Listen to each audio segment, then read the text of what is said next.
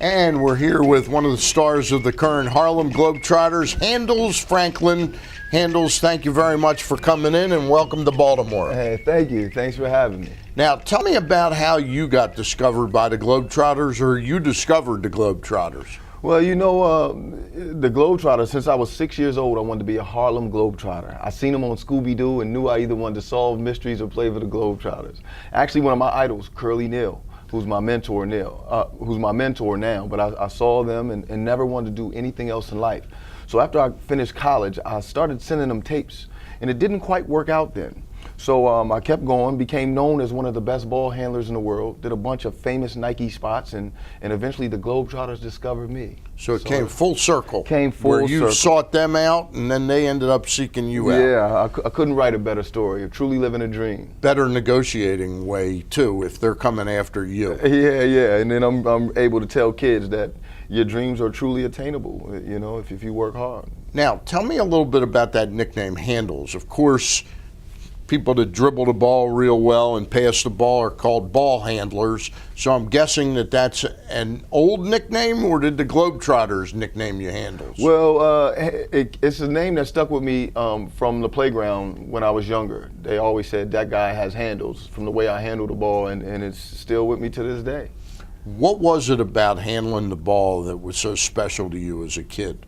Well, I studied some of the greats, Marcus Haynes and of course Curly Neal, my mentor, and I watched them as they masterfully, skillfully handled that basketball, and I would try to imitate them. I would be on the ground dribbling the ball, and now it's like an extension of my arm. What's the difference between the way you play basketball just to play basketball when you're competing, as opposed to competing in a different way? You're competing for laughs, aren't you? Yeah, it's a little of both. You know, we always have that competitive streak inside of us.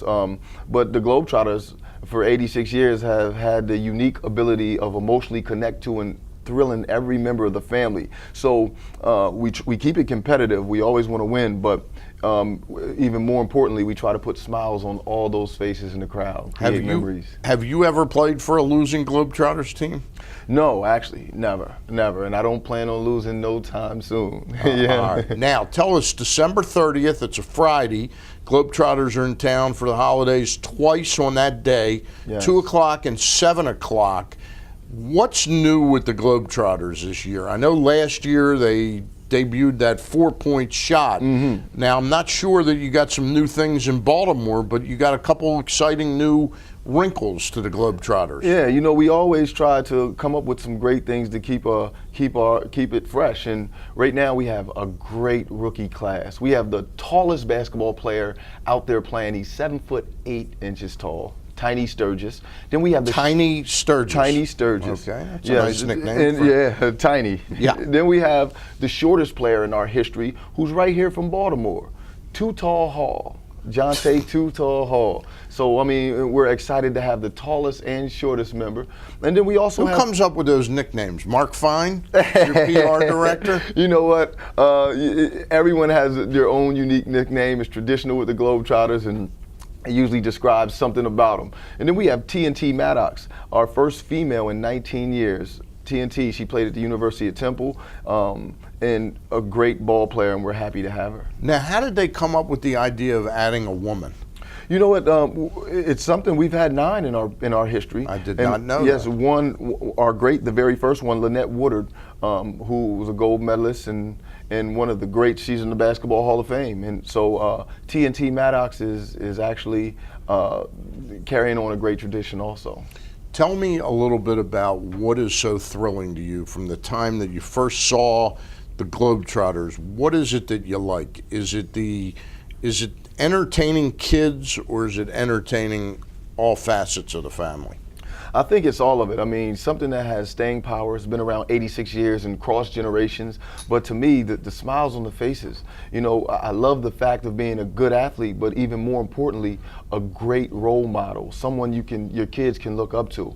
And with some of the negativities in sports today, we're just happy to be a part of the solution and being a person that you can take your kid and say, you know, you can be like that guy.